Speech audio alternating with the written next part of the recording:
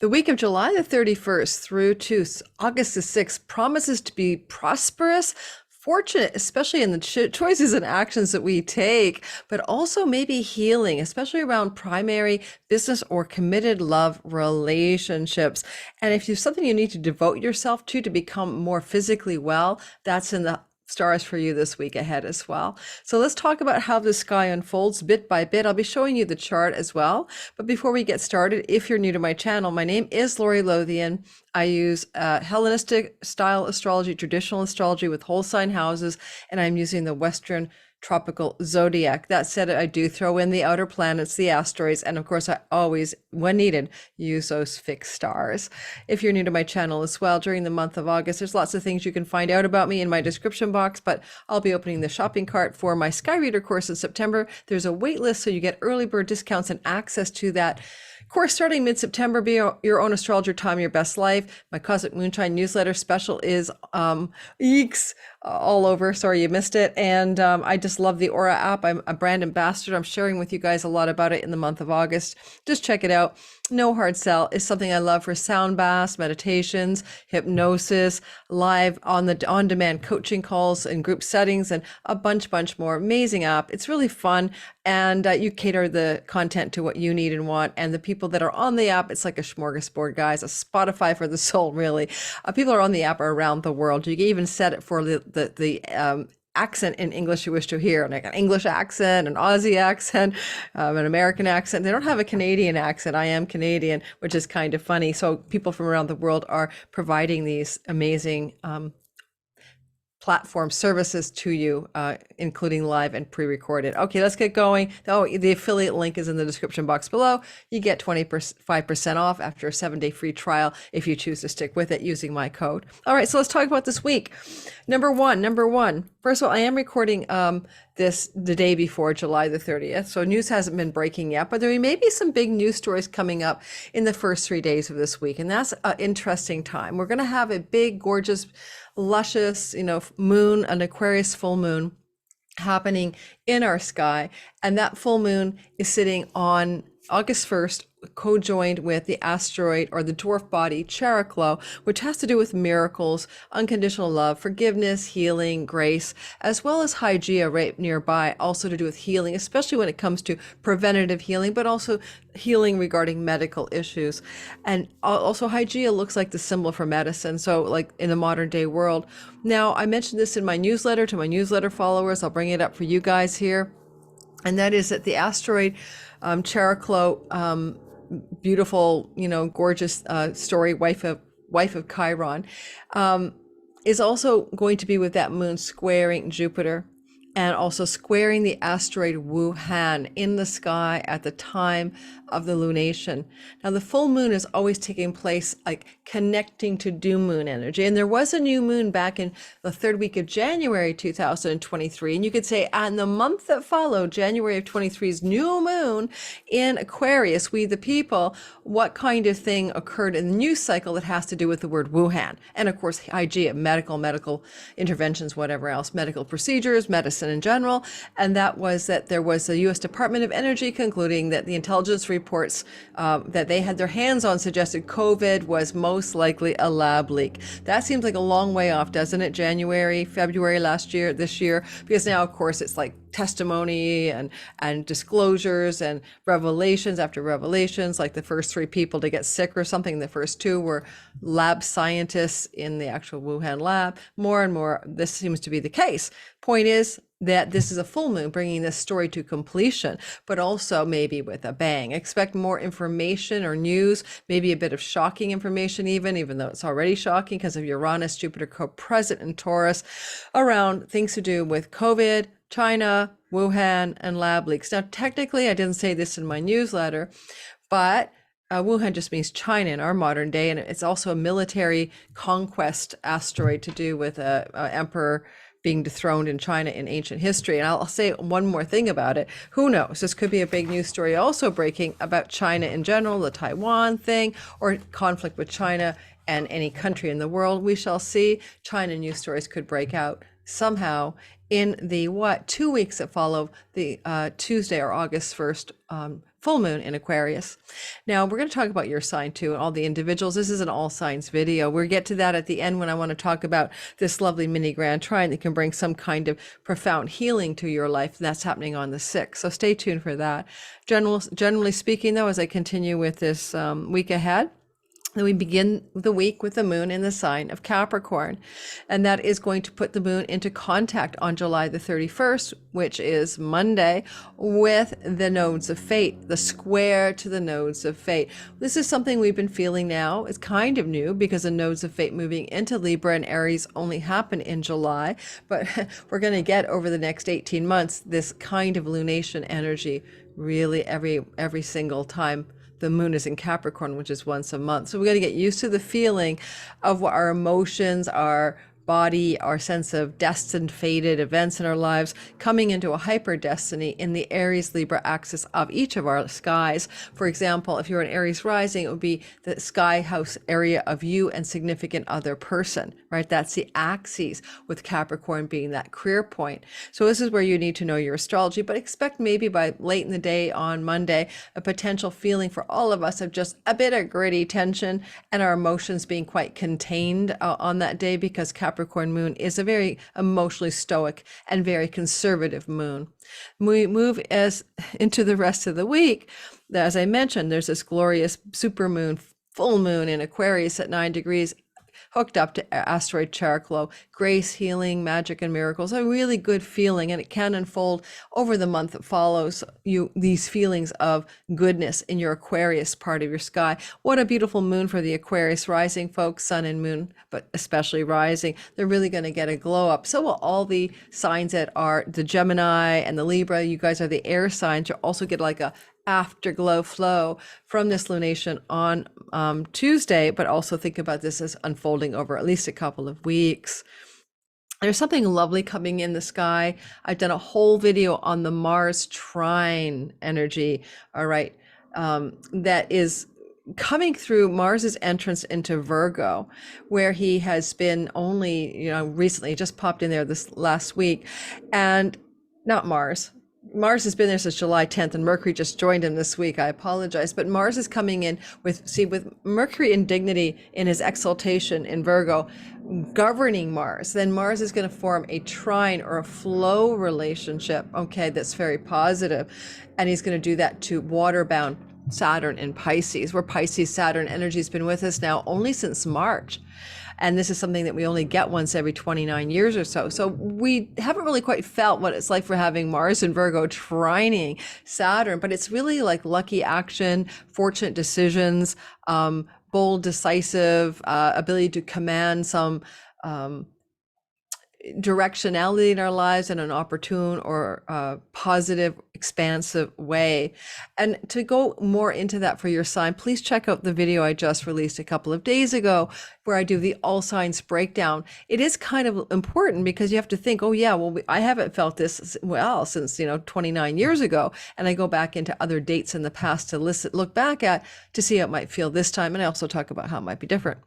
Also, we'll have a gnarly and gritty energy of Mercury opposite Saturn very early in the week. This is going to be playing out on August 1st and 2nd, Tuesday and Wednesday. Mercury going through his home kingdom of Virgo in his exaltation, in his gloriousness, right? And he's going to come into a argument or opposition or disagreement, or just a generally we don't get along vibe with Saturn in Pisces. Now, Saturn in Pisces has no essential dignity, so he's not as strong as Virgo. Virgo will win the day. Look for things going on August 1st and 2nd to do with difficult communications, hard news, information that's hard to swallow, and maybe even a sense that there's a disillusionment that comes through this information or news for you, because the god of illusion is being sobered up, which is Neptune in Pisces, by the Saturn co-presence. So disillusioning, dispelling news or information, personal or collectively, could show up in our sky around the August 1st and 2nd. Mercury does rule the stock markets, and therefore Saturn is a reality check, a sober reality check here. We may have some economic news that's dispelling a myth of everything's wonderful in various parts of the world, for example, and it may sort of put a parking brake energy or a stall on the exuberant market increases of the last week or two, as one possibility, okay? Just a possibility. In the United States Sibley chart, the Virgo territory of the sky happens to be the party in non-power, which would be the Republicans, and Saturn is in the part where Joe Biden is, or the party of power. Look for conflict there, obviously, between the parties, or, you know, the factions of power within the United States. Mercury has more power. Mercury's pretty darn strong, so you could have some kind of information or news or story about the opposing party. About the ruling party. Virgo is the 10th house of the United States. About the ruling party that kind of slams down the opposing party in some way. Like, okay, for example, bad news about Donald Trump, you know, and all of his court cases and whatever's going on with him. All right, moving forward in the week, because I will be doing some all signs, so hang in there. I mean, the moon is in Aquarius from August 1st to 2nd. I did kind of skip that little detail when I said the moon was cold and stoic on July 31st. By August 1st and 2nd, the moon's still a little bit dry, and your emotions may be very logical. Think of like yourself acting like Spock in Star Trek, where you are negative captain and all of that. And that's the general tone of the moon in Aquarius. It's very logical.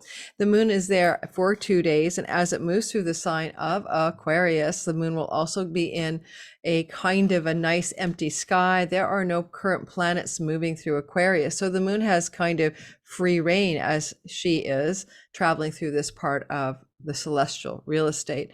However, as she's going through Aquarius, she eventually comes into a flow to Chiron, and she's going to also flow to the Vestal flame of what we devote ourselves to. Her name is Vesta, and she's sitting in Gemini.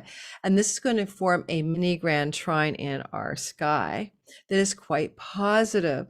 These kinds of energies can lead you to want to perhaps succeed at something that requires you to be perseverant. Like Vesta can be like a devotional energy. You have to devote yourself to something and you have to dig into it, and you want to persevere. And those qualities will be very amplified, especially on August the 2nd. And if you don't devote yourself to something, fine. It's a trine. It's optional. It could be a work project. It could be a person. It could be devoting yourself to a destined path of healing because of the chironic piece of that story as well. So as the moon moves through Aquarius, it's pretty lightweight stuff, but then the moon will end up going on August the 3rd to the 4th into the sign of Pisces. All right, now Pisces real estate is very busy. That's where Saturn's sitting. That's where Neptune is sitting. Neptune has been there since 2011, and Saturn has been sitting there ever since 2000 and this year, 23, and will be there till February of 26. So rare, every 30-year energy. So when the moon comes in here, the moon's like kind of like all the information. She's like a gossip kind of. I mean, she's traveling around the whole sky talking to every planet, right, in a whole month. So she's coming into contact with Saturn. Saturn moon can mean depression, despair, heavy emotions, and you may feel a little heavy emotion at this time. And again, because of Neptune, the god of illusion and delusion, also it may be feeling a little bit dispirited around some of the fantastical dreams and wishes and thoughts you might have had about your life that turn out not to be so darn accurate. So she's going to be here on the 3rd and the 4th, and she's going to still be engaging the energy of that dispelling news, right? That sort of parking brake on something, Saturn opposite Mercury. So look for some kind of like, I don't know, big sighs going on in your life. Some kind of like, vibe, feeling possibly going on around that time of August the 3rd into August the 4th. Now, as the moon continues moving, she will come into a very nice tight contact with Neptune, and moon Neptune energy can be very dreamy. And this is more on the actual 4th of the month. I'm queuing my chart to make sure I know exactly when it ends. And so I'm just going to move myself back by hours. Give me a sec. Not days. I'm just looking at the chart. I'm not going to show you guys the chart. It gets so messy, actually, to try to do it when the moon moves so quickly, and it's like a hot mess. So the moon, where is she? Moving backwards. Yeah, there she is, tightly bound to Neptune, really like twining with Neptune. The moon will do this every month, but she's twining with Neptune August 4th, but she's twining with Neptune every month since March, with sober-minded Saturn sitting around saying, let's get serious, no dreamy stuff that doesn't have any basis in reality. So it's a very serious energy. But as she comes into contact with that Neptune around dinner time in Vancouver, and later in the evening on the Eastern time zone. Sort of like over the course of most of August 4th, you'll feel this dreamy, nostalgic, high sensitivity, high psychic sensitivity. Good day to use your intuition proactively. And this moon, Neptune, is in a trine to Pluto, as well as in a sextile to Pluto and a flowing trine to Juno. So the trine to Juno can be all about making some kind of commitment in partners of business or love. Juno is moving through the sign of Cancer all the way from June 22nd to August 16th. This is a once every 4 or 5 year journey where you're able to make commitments to the Cancer zone of your chart, of your 12 pie slices. And the moon is saying, well, use your intuition around any commitments and choices you may want to make around the 4th of August. But it looks solid because Pluto's trining it, and it could bring even power struggles with somebody you're with in love or in business that you're committed to, as Juno is going to form an opposition to power struggle Pluto.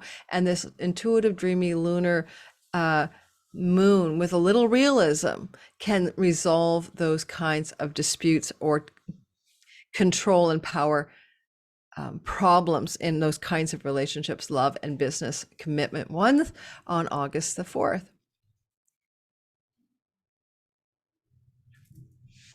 Okay, and then around the August 5th time frame, make sure I've got that right, August the 5th.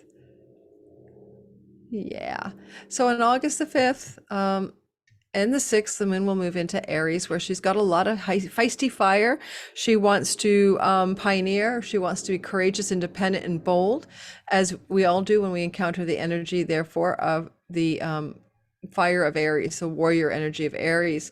The moon in Aries is going to be connecting to Chiron, who's been sitting here since 2000 and, Chiron, how long have you been there? 2019, as well as the North Node, which just entered this part of the sky in July. Therefore, this is making this a very fresh energy for us all. So there's something about what is your deeper purpose in life. Chiron can direct you there. What are your deepest gifts? What do you need to heal and resolve that feel unresolvable? The North Node says destined directions around healing.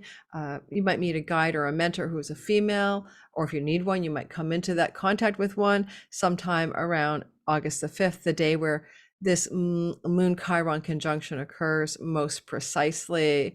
Also,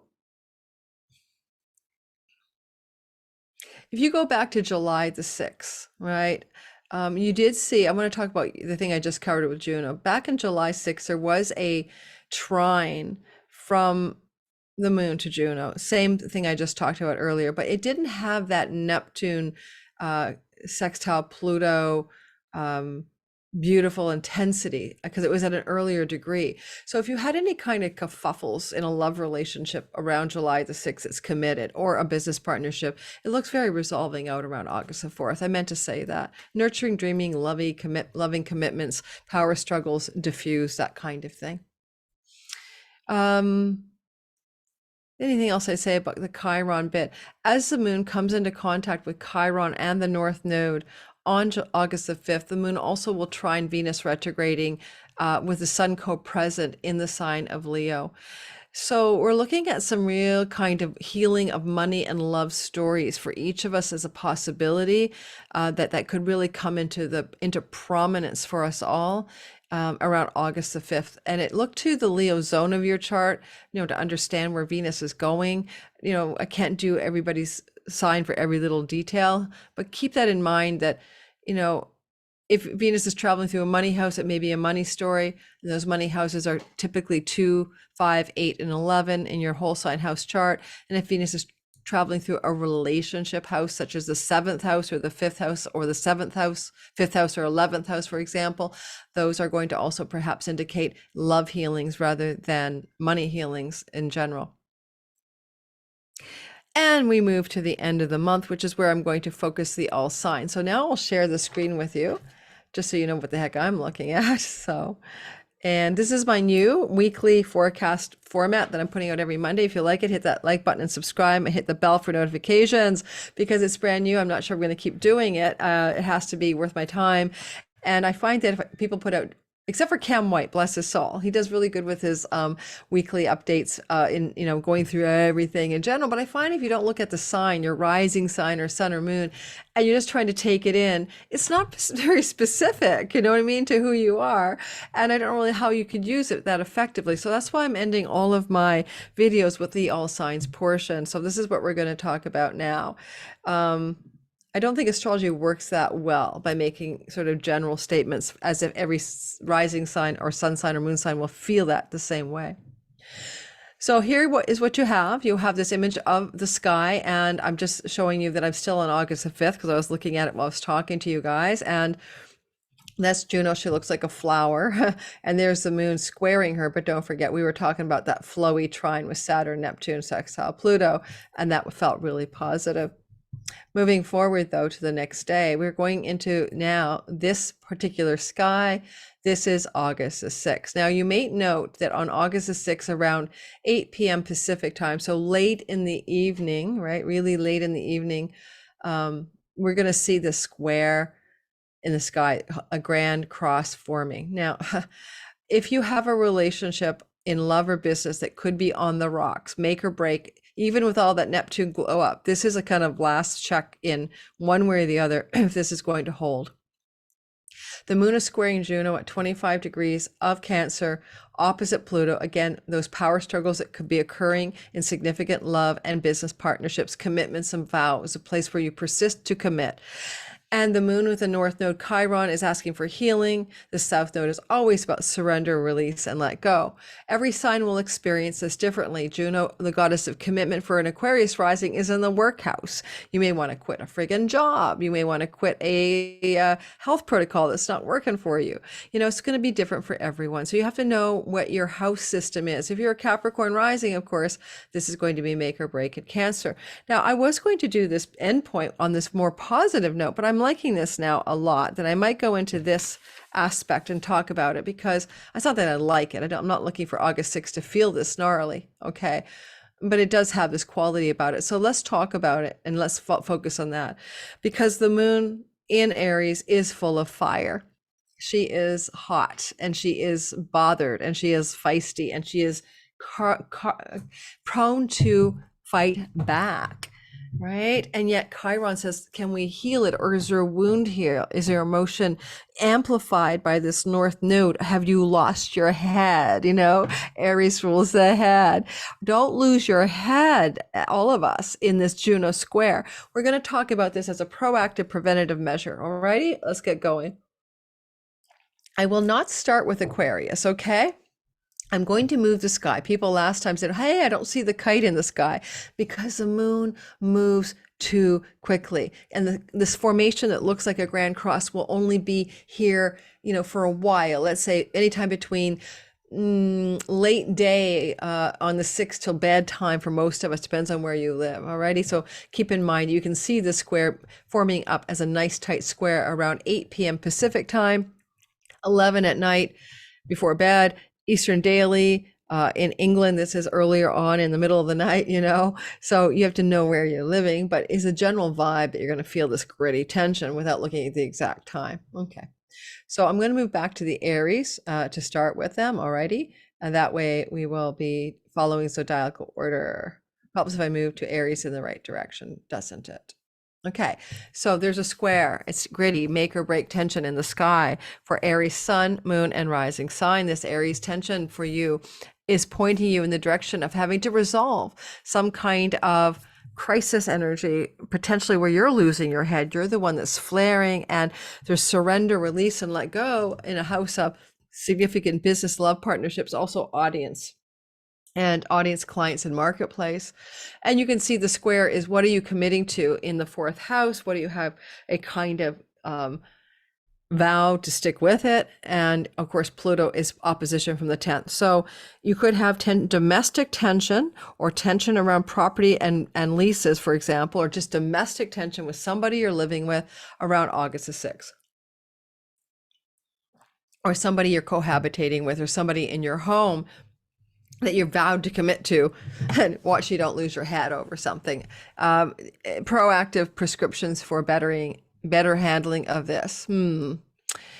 You may want to lean into the Neptune energy from the 12th house. It's flowing to Juno still, and ask yourself, can you soften into some unconditional love? Can you find the soul quality of this connection? You were already feeling it a little earlier. Remember, I mentioned that around the 4th and 5th, there was this other element playing up before it got really tense.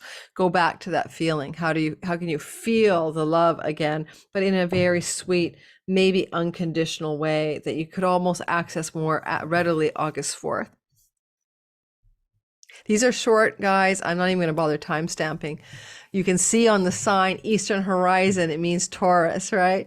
All right, Taurus, sun, moon, and rising sign, gritty cross in the sky. Okay, so what you've got going is the need to surrender, release, let go of something to do with the work or the health stuff. That's your 6th house, or even let go of some kind of debt. And you've got to say, Juno wants you to commit, persevere, hold fast around 3rd house matters, neighborhood stuff, local shops and restaurants, siblings, cousins, travel plans. Pluto is opposing from the 9th house of legal matters, courts, also foreign shores. So the energy of the axis upon which this tension is occurring, where you feel this gritty tension, is kind of, the 12th house is subtle. I mean, the moon is actually in the 12th house. You can't see the moon in the 12th house, okay? But it is here because we're progressing the chart. So it's very subtle to have a moon in the 12th house. It's kind of like, can you figure out what's not right, what's rubbing you really the wrong way with that sibling, that cousin, but you want to heal something here, and you want to move more into that unconditional love, and maybe a friend or an ally, Neptune in the 11th, can really help you see how to navigate this story with a little bit more grace and a little bit more goodwill, and a little less feeling like you're underwater, that you're on fire, with some kind of almost self-undoing around it. Like, I mean, I'm going to make a story up, but you could drink yourself into oblivion, or you could try to escape somehow some kind of tension with that sibling or that cousin. These are 3rd house people, or that situation in your neighborhood, or with a neighbor even, that you committed to try to get along with. There's definitely some power struggles in committed places of the 3rd house. On the other hand, you could have this gritty tension about letting go of some kind of addiction, because Taurus, you do have Juno in the 3rd house, which can be things to do with a commitment to something that you said, I'm never going to go to that pub again, or I'm going to stay clear of, this environment that's not good for me, whatever that is. Because, the 3rd house can be childhood friends as well, people you met when you were quite young, and maybe that's not your crew. Maybe you should be leaning into a different social group. So some of you Tauruses may be looking at trying to release yourself from addictions and bad habits through shifting the crew of friends that you have. Gemini, sun, moon, and rising sign. If you're a Gemini, the story looks a lot like this grand crucible of crucifixion. The grand cross is forming in the sky for you, and it's happening in the commitment you want to keep is a financial one. If you're a Gemini, sun, moon, rising, you want to keep your word, right? Because Juno's in the house of speech. You want to keep your word. You want to keep your commitments around some kind of financial situation, but you're feeling pressured from Pluto in the 8th house. There's a need to sort of clamp down and control some kind of chunky money, mortgages, bank loans, and shared money with a spouse or partner, business and love. And then, and you need to let go in the 5th house of children. Now, honestly, it could be a financial commitment you made to a child, or to a romantic partner, or to your own entrepreneurial business, and you need to kind of let it go. You need to say, forget it. You're feeling this tension really intensely on August 6th. Just ignore the calendar saying August the 7th. Okay, it is on August the 6th. And you may also be feeling that your hot and bothered moon coming from the house of elder sibling or larger groups of belonging can be some tension that's forming with a friend. And it can be so money for a child or with a romantic partner, but also tension around financial matters with some friend of yours, and maybe a big sibling, older sibling, or friend. And so you may have to deal up that energetic intensity. Also, lastly, maybe something to do with a work situation. Saturn is kind of kiboshing your career space a little bit, wanting you to slow down. And maybe you're just feeling this tension here around situations at work, and tension around the remuneration, how much money you're making. Maybe there's a pullback on your earnings, and you're just feeling, and you made this commitment to something financially, maybe to a child, maybe to a lover, maybe to a friend, and that feels stressy as well, stressed out. You feel stressed out here. So keep that in mind. Lean into the unconditional love, the wisdom, and the intuition that Saturn can Neptune can bring to the story, so that it's not all so gnarly, because Neptune is trining Juno. Maybe have a vision board about your tensions and see what other things you can create to dispel what is a temporary August 6th tight energy of money. If you're a Cancer, Sun, Moon, or Rising sign, this great Grand Cross is asking you to look at self-commitment. What did you make a vow to yourself about? Where have you made an internal commitment, Juno, in your first house? And where have you made an idea you're going to persevere? You know, Juno also is connected to other elements such as money, moneta. I should have said that for Geminis. But anyway, where have you made a commitment to yourself? And you may feel this tension between that commitment you made and a client, a business partner, or a significant spouse-like partner, pressuring you to give your commitment more latitude, or to break your commitment to something you agreed to do, or even agreed to do maybe with that partner. You need to let go of some domestic situation. You're asked to release, surrender. Honestly, over the next 18 months, a lot of you may be selling a house, moving, changing your home. That South Node transit through the fourth house can often do that. And especially if your IC is in the whole sign fourth house. And maybe there's tension with a partner over property, land, real estate, or something going on in the domestic and home environment for you Cancer rising people. And you're trying to, the moon is in the 10th house of career, where you're being popular and people are noticing you right now, and it's shining brightly up there. It is a waxing moon, but it's still pretty bright in the sky off the Aquarius moon. So it's coming. No, my brain is on, it's almost a first quarter moon. So it's still waxing crescent. So you got a lot of intense, extreme energy going on around career and purpose. And sorry, it's a full moon. Sorry. It's a waning moon. Yeah, my brain won't work right now. It's a waning gibbous moon. It's a shaman moon in Aries. It's kind of asking you to go deep, but you're also shining brightly in the top of the sky. You might find yourself really succeeding in your career as you're finding your true gifts and purpose. Hey, and if you're a Cancer rising, your career's taken off. Like, watch yourself become a workaholic over the next year and a half. But North Node transit. But I'm going to finish off by saying it looks like domestic pressures versus career pressures versus spouse pressures. And you've made some commitments to your career. You've made some commitments to maybe other people, like your spouse or clients or partners or audience or clients, and you're feeling stressed out about it. So watch for that stress on August 6th. Diffuse it with a little unconditional love, a little dreamy hope and faith, and find your way to the house of God where Neptune is, and find the deeper meaning. Like I would say to you, this isn't happening to me, it's happening for me. There are no accidents.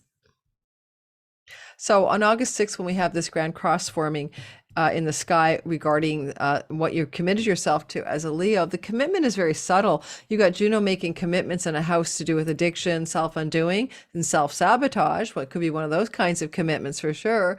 And you're having to deal up a power struggle of some kind with Pluto in the 6th house of the work situation, the colleagues, the co-workers, maybe even situations with pets or tenancies, especially if you have your IC in the 3rd house. And you're having to let go, release, and surrender something. And it may be that you've made some kind of commitment, a work commitment, a tenancy commitment, or even a pet commitment. And you're having to release that and surrender that because a neighbor objects. This is the 6th of August, because a sibling is causing trouble, because something in your local environment doesn't allow for it, or even a trip that you wanted to take, a shorter trip, is looking really difficult because of work commitments, for example.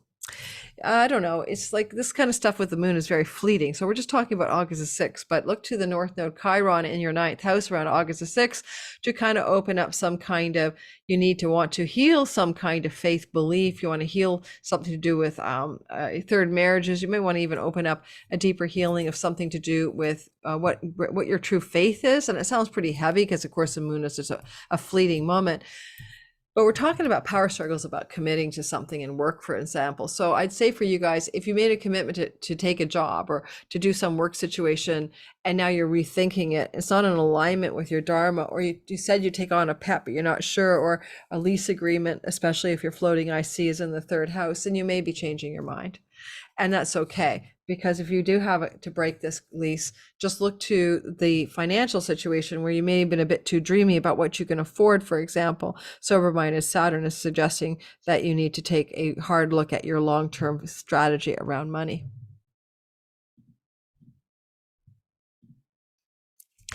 All right, Virgo, sun, moon, and rising sign. The sky shows a grand cross on August the 6th. You made a commitment to a friend. You made a commitment to a social group. You made a commitment regarding some kind of a work situation, regarding the gains from your work, like, salary commitments and stuff. And all of a sudden, you're looking at some power struggles from your lover or your children opposing this across the way in the 5th house down here, Pluto opposite Juno.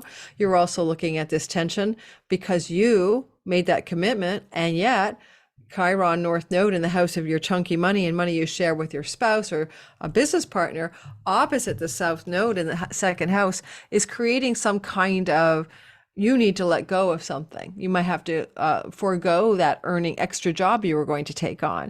You may have to release some kind of tension with your lover regarding money that you had agreed to purpose in a certain way, buying an object, spending money on something, and no longer is that going to work.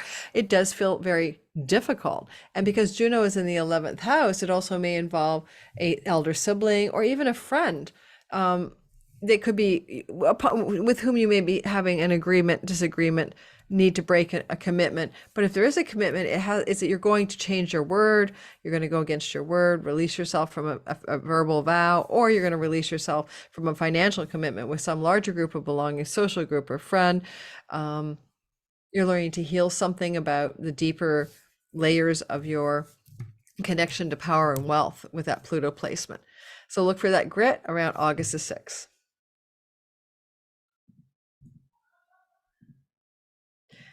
Are you in the live premiere and you haven't hit the like button? Please do. I'm going to pause the recording, get a little snack, and I'll be right back. Okay, let's get going and continue with these all signs section of the week ahead. Don't forget that like button in the if you're watching this video, and subscribe and all that good stuff. Am I sharing? I am, I think. Sorry, guys. Am I sharing the screen? Yes, I am. Okay. We're moving into Libra. I don't think I talked about you guys. So what is this vow you've made to a job? What is this commitment you've made to a boss? What is this thing you've committed to about something you're doing in your career reputation space? And even could be, what contract have you signed about something in your career space up here, your 10th house? And you've got a tension around August 6th going on here, where you may feel like you need to come to terms with some power struggles from things that are happening at home on August the 6th with somebody you live with, or something to do with your domestic environment, Pluto opposite Juno. The commitment you made for work being at odds with something going on in your home life. That looks very obvious to me. And a wounded quality around something going on with your spouse or significant other or a client. You've got a commitment to a client through the work story, but you've got tension from the home. You might feel like you need to surrender, let go, and you might feel depleted because you Libras will have that South Node transit through the house of you. It can be very emotionally and physically depleting if you're not careful over the next 18 months. You might feel like you want to just put your head in the sand or hide out under the covers. It may be you want to bed seek. How can you resolve a tension between this power struggle at home and the work commitments, and maybe commitments to clients, or just tension with your significant other? Lean into Neptune a bit for some help around the commitments. Neptune always asks for unconditional love. He's asking for service, for kindness and compassion from your 6th house of the work situation. Maybe you could get some kind of compassionate leave of absence from your work to take care of the tension on August 6th between your spouse or domestic partnerships or people you live with, and the commitment you made to your work environment. All right, Scorpio, at the end of this week on the 6th, you're going to feel this need to look at some commitment you made, some kind of vow, agreement, partnership to do with something to do with travel to foreign countries, legal matters in courts, or maybe book publishing even, agreements, and maybe you've took on an agreement with a publisher. And yet you're feeling, power struggles in the 3rd house, Pluto in the opposition point, neighbor opposition, sibling opposition, travel problems, basically a commitment to travel. Pluto's like, wow, you're not traveling anywhere. Some of you Scorpios might look at that tension on the 6th and figure you're going to have to deal with it, especially South Node in the 12th, Pluto in the 3rd. You could be letting go of a foreign trip, a foreign journey, or something connected to something of commitment to a foreigner, even or someone from a foreign shore. Also, Scorpio, there is tension here in the sky because the moon is in your Aries part of your sky with the North Node, and this can definitely look like some kind of problems going on in your work situation. Maybe tension at work. That is not allowing for that trip that you wanted to take, or maybe some tension at work that's not allowing for you to commit to something you were going to do with a sibling, for example, or a cousin. But there's definitely like a need for you to lean into Neptune a bit and find some kind of compassionate forgiveness that also involves a return to some deeper joy in your life, rather than looking at this through the lens of obligation. Look at it through the lens of where your creative spark is and lean into the direction of creativity and joy.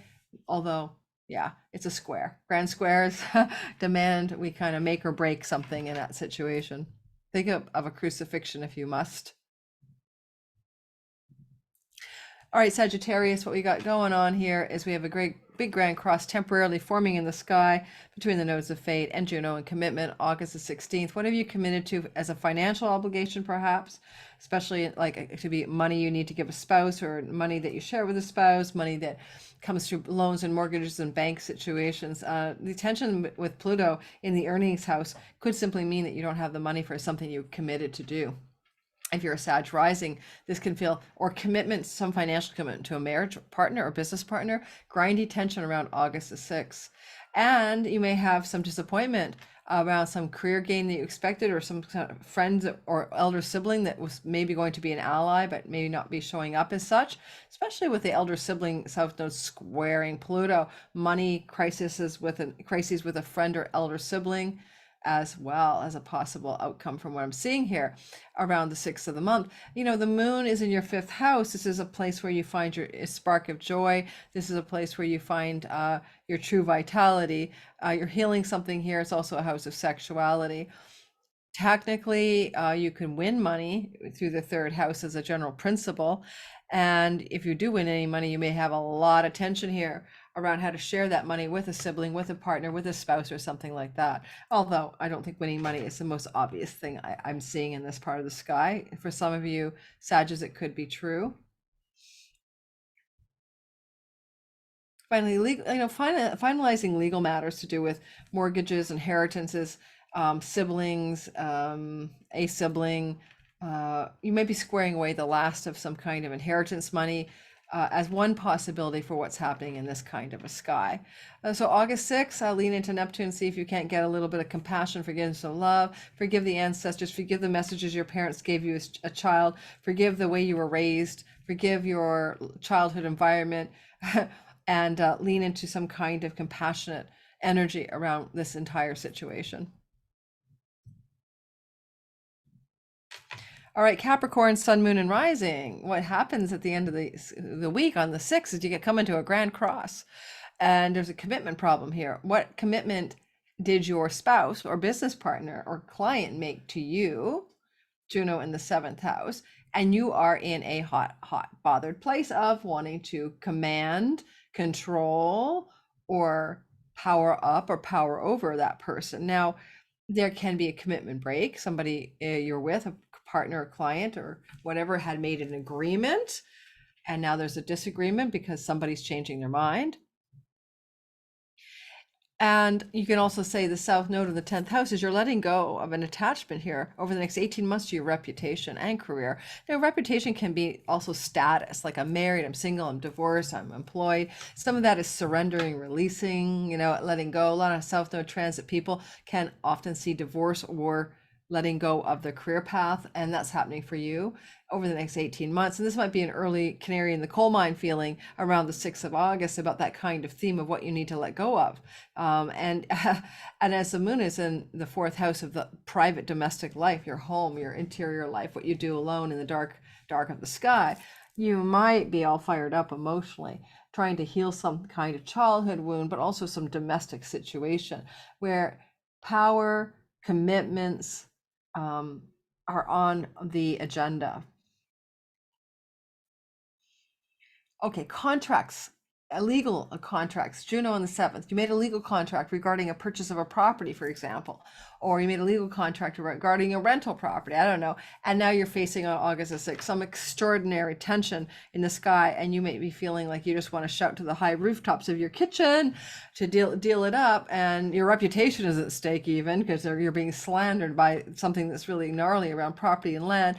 Take a deep breath, relax, chill, lean into compassion, forgiveness, unconditional loving Neptune energies that flow from the 3rd house. Maybe write a positive letter that overrides it. Maybe write a letter to yourself telling yourself it's not worth fighting for. Maybe lean on a kind ear of a sibling or a cousin who can talk you down into a place of acceptance. If you're an Aquarius rising, as I am, this Grand Cross will show up in the sky with the energy of some commitment you made to a work routine or a health routine, Juno in the 6th house, or a pet or a tenancy situation. Power and Pluto from the 12th house of self-undoing, but also people who don't have your back. I wouldn't say Pluto can be that because he's a transpersonal planet, but you may have some kind of powerful inner work that's going on that's kind of not in alignment with some kind of commitment you made in your work situation. And at the same time, the energy of letting go and releasing, South Node in the 9th, is you're letting go and releasing. This is an enlightenment transit for you guys in the next 18 months. Surrender, K2, spirituality. This is a softening energy in the 9th house of God. It's not about religion. It's about mysticism, God, truth, and wisdom, getting really deep with that South Node into some spiritual path. And yeah, you're pulling, pushing, and striving with that Aries moon on the North Node of Fate and Chiron on the August 6th timeframe around 3rd house matters, siblings, travel, websites, writing, communicating, all of that. A very intense energy. Like you may have a commitment to a sibling that is at odds with your work. You may have a commitment to travel that's odds with your work commitments. Pluto is like really squaring the nodes of fate, it's asking for enlightenment for you guys, and so, or some kind of spiritual awakening. Look at the commitment you might have to break, or that you feel you need to break or not, or whatever, or feel how to deal this up, I don't know, to a cousin or sibling. But with Neptune in the 2nd house, there's kind of a compassion, forgiving, unconditional loving way of speaking to somebody in this situation to ameliorate or soften the way this is going to play out in your life. Think of nonviolent communication, for example. All right, Pisces, Sun, Moon, and Rising sign. The sky is showing you a big Grand Cross on August the 6th, some kind of vow or agreement you made to a child, one of your children, to an entrepreneurial endeavor, or to your sexual partner, lover. You made that commitment, but Pluto in the 11th house of allies, friends, social groups, and career gains is in opposition to that commitment. And so maybe a friend is commanding some attention, or some obligation to a career opportunity, or some obligation to an elder sibling, or someone who plays the role of benefactor. And you're having to, maybe around August 6th, look at maybe breaking an agreement with somebody that you are romantically involved with, especially with Mars in the 7th house. That can also mean disagreements with some significant partner in love or relationship. And at the same time, the North Node expanding your house of speech, your moon there, inflamed speech, wounded speech, hot, wounded, intense, inflationary speech. You have to be very careful that you don't have kinds of conversations with a loved one or a sibling or even a friend that you can't take back around August the 6th, with the South Node asking you to surrender things to do with shared resources, money with another, business and love partners. Also soften up around it. Over the next 2 years, year and a half, you're going to make money. You're going to get your hustle on. You're going to stop relying on saving stocks, spousal shared resources and stuff. You're going to start creating your own net worth, self-derived income in some way. And this is a tension in the sky around these themes. And it's going to be pretty intense around August the 6th. And you can lean into Neptune for unconditionally self-love, forgiving yourself, being soft and kind to yourself, leaning into your spark of your mystical true self, your enlightened self, in order to mitigate this tension with this romantic partner, child, a commitment you made to these people. If you're breaking one of these commitments you've made, it's okay. We all can break commitments at some time in our life. Just find a way to communicate, and also to forgive yourself, because you may be really hard on yourself over this breaking of a commitment. It's only a day-long thing. We're not talking about divorce here, or telling your child they have to move out of the house. We're talking about a day of grit. That's the moon thing. It's fast moving. All right, thanks for listening, everybody. Thanks for listening to this new weekly report. Comes out every Monday. If you're new to my channel, hit the like button, subscribe, hit the bell for notifications. I will see you in my next video, and check out that Mars trine Saturn video. As I said earlier, it's amazingly interesting. It's worth listening to, I think, because it's such a rare event. And the sense that Saturn in Pisces hasn't been seen by any of us for about 29 years. Well, this trine to Mars to Saturn is brand new, therefore, in this part of your sky. Brand new if you're under 30, and relatively long gone and barely remembered if you're in your 60s. All right, ciao, ciao.